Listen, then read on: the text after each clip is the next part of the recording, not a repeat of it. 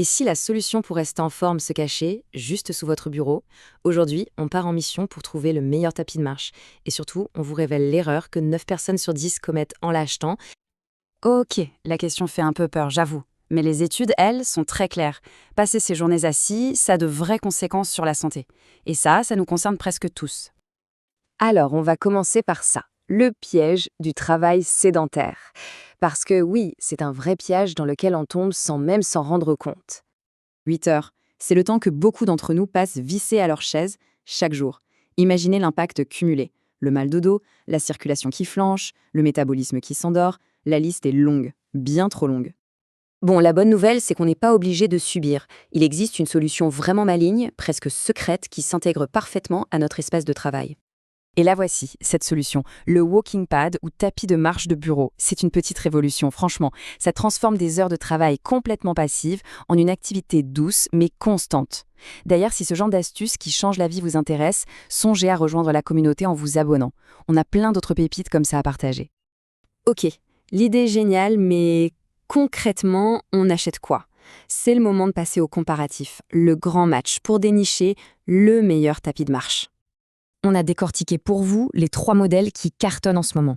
Mais attention, restez bien avec nous parce qu'il y a une erreur, l'erreur que presque tout le monde fait en achetant et on vous dit comment l'éviter juste après. Alors voilà nos 3 concurrents sur le ring.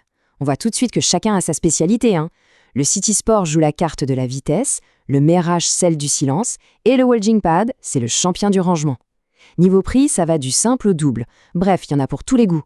Et pas de panique pour les références, on vous a mis tous les liens des produits directs dans la description. On commence avec le numéro 1 des ventes, le City Sports WP9. Lui, c'est un peu le plus polyvalent du lot.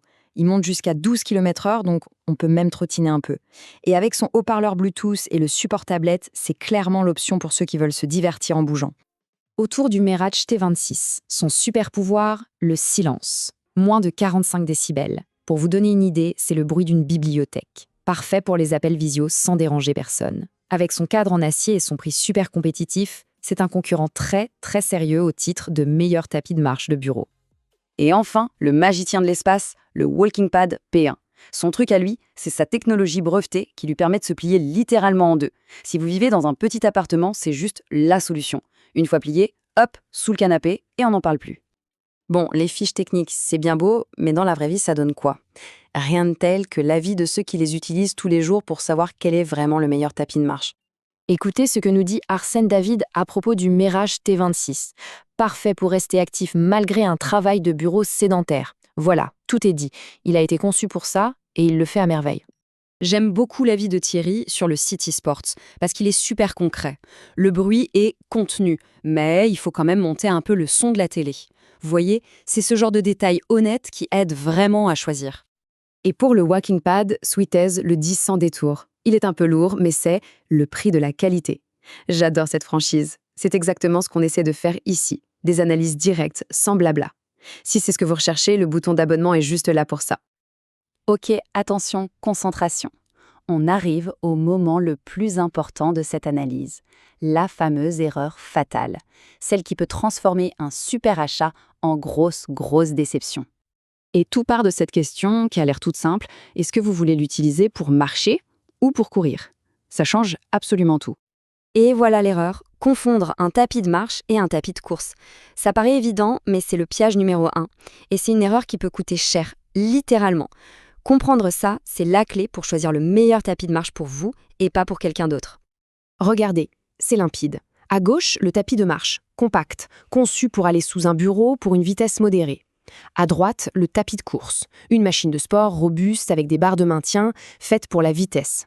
Ce sont 2 mondes différents. Et ce commentaire d'Arsène David, c'est la preuve ultime. Il prévient, attention, il s'agit bien d'un tapis de marche. Il a vu des avis négatifs de personnes qui s'attendaient à pouvoir sprinter dessus. C'est pour cette raison précise que les liens des produits dans la description ne renvoient que vers des tapis de marche. On vous mâche le travail. D'ailleurs, pour ne plus jamais tomber dans ce genre de panneau, le plus simple, c'est de rejoindre le club des acheteurs avertis en vous abonnant. Voilà, le plus gros piège est maintenant déjoué. Voyons comment, en quelques étapes simples, on peut faire le choix parfait et trouver son tapis idéal. En fait, c'est une recette toute simple en 3 étapes. 1. Soyez super honnête sur ce que vous allez en faire. 2.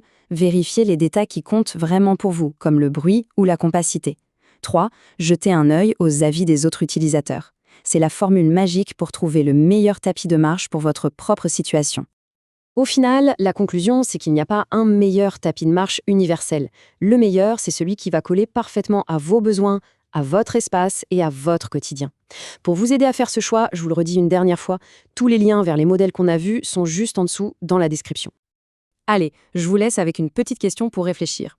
La prochaine fois que vous serez en réunion en ligne, demandez-vous, tiens, et si je marchais?